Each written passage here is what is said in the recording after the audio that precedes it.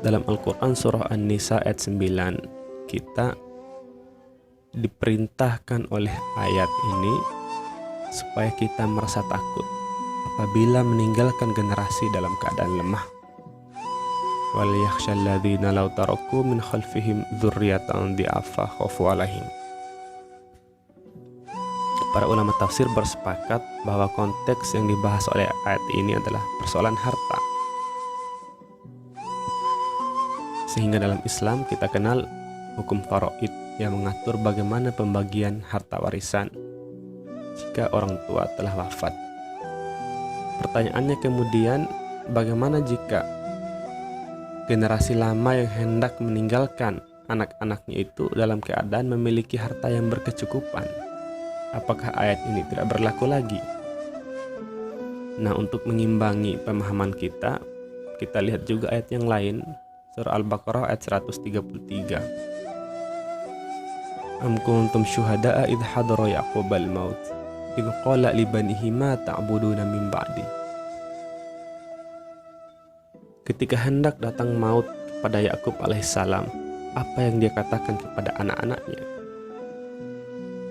Bukan ma ta'kuluna min ba'di, bukan apa yang akan engkau makan setelahku, tapi ma ta'buduna min ba'di, apa yang akan kalian sembah setelahku.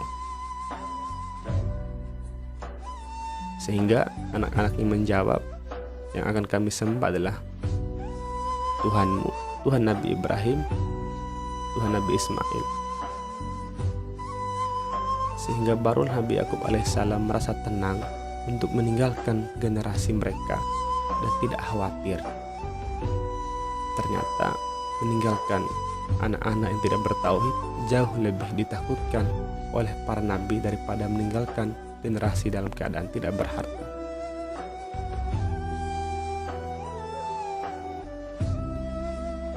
Dalam Al-Quran surah Hud ayat 6 disebutkan, wa ma min dabbatin fil ardi illa 'alallahi rizquha, bahwa tiada satu hewan melata pun di muka bumi ini melainkan telah ditentukan rezekinya. Jadi persoalan rezeki ini kita tentunya tidak perlu khawatir, karena tidak ada seekor semut pun yang mati karena kelaparan. Akan tetapi jangan sampai karena dalil ini juga kita menjadi generasi yang malas.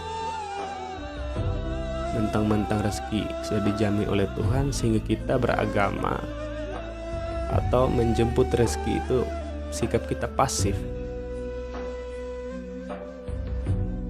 Nah, kalau seperti ini yang kita anut, sesungguhnya keliru.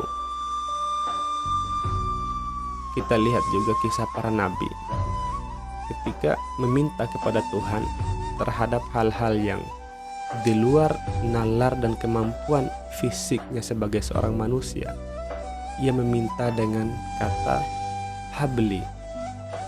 Misalkan dalam Al-Quran surah As-Saffat ayat 100, Nabi Ibrahim meminta kepada Tuhan, Rabbi habli minas solihin, ya Tuhanku, karuniakanlah kepada aku anak yang saleh. Dan juga dalam Al-Quran surah Ali Imran ayat 38, Nabi Zakaria meminta dengan kata habli untuk meminta generasi yang saleh. Kenapa? Karena Nabi Ibrahim, Nabi Zakaria, mereka adalah orang yang sudah tua renta, tapi masih mengharapkan anak di usia yang sudah lanjut.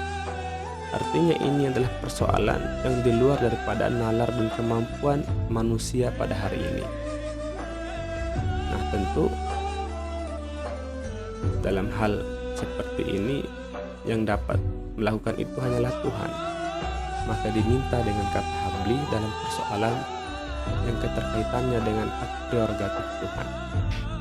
Tapi dalam persoalan rezeki, kita diminta atau diperintahkan atau dikabarkan dengan menggunakan kata rizqun. Ada dua konotasi dari kata rizq dan kata habli di sini. Bahwa kata rizqun adalah rezeki yang disiapkan, akan tetapi kita harus aktif. Sementara kata habli yaitu kita meminta sesuatu yang walaupun kita aktif itu bukan kita sebagai penentu. Yang menentukannya adalah Tuhan.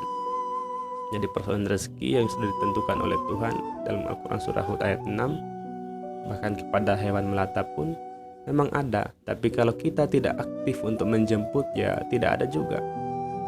Nah, jangan sampai kita salah dalam memaknai dan bersikap. Nah, kembali kepada persoalan kesalehan yang diwariskan oleh para nabi.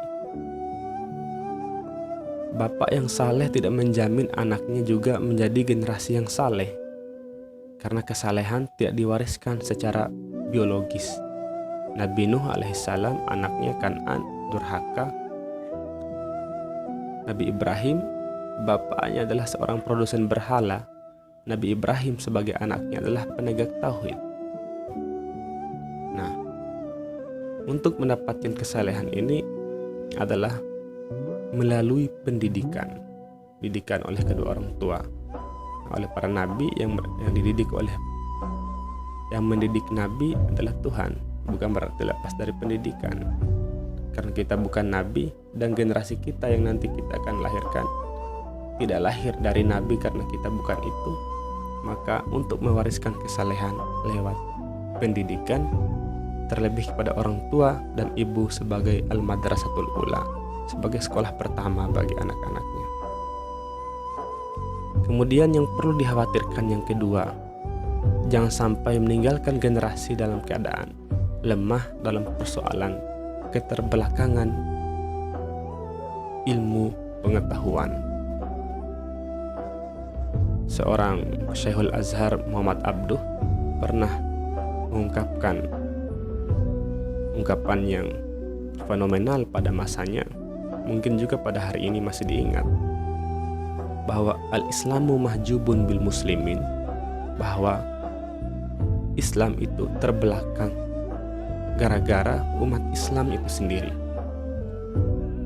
Kemudian lanjut Muhammad Abduh, ia katakan, "Dhahabtu ila biladil ghorbi, ra'aitul Islam walam aral muslimin, wa dhahabtu ila biladil arabi, ra'aitul muslimin walam aral Islam."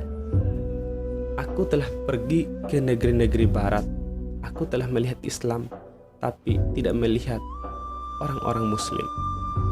Sebaliknya, aku telah pergi ke berbagai negara Arab, negara Islam. Aku melihat muslim, tapi aku tidak melihat Islam. Nah, tentu yang disampaikan oleh Muhammad Abduh bukan menyampaikan ia melihat spiritualitas tanpa adanya agama, akan tetapi ini merupakan sindiran keras bagi kita yang beragama, bahwa ia melihat agama yang telah kehilangan spiritnya. Jadi kita terjebak beragama dengan jubah, tapi kita menyembunyikan wujud asli dari agama itu. Kita masih tertutup oleh cara berpikir dan berperilaku kita sendiri. Sehingga di Indonesia kita mengenal Ki Haji Ahmad Dahlan pernah mengatakan dalam persoalan pendidikan bahwa kita bodoh bukan karena kita dijajah, tapi karena kita bodohlah makanya kita dijajah. Sekarang mungkin kita tidak lagi dijajah secara fisik, tapi moral kita dijajah, mental kita dijajah, semangat kita untuk memajukan bangsa dan agama ini telah dijajah. Maka peran generasi hari ini bertanggung jawab untuk tidak meninggalkan anak keturunannya dalam keadaan lemah, apakah itu lemah secara akidah maupun lemah dalam keterbelakangan ilmu pengetahuan dalam dunia pendidikan.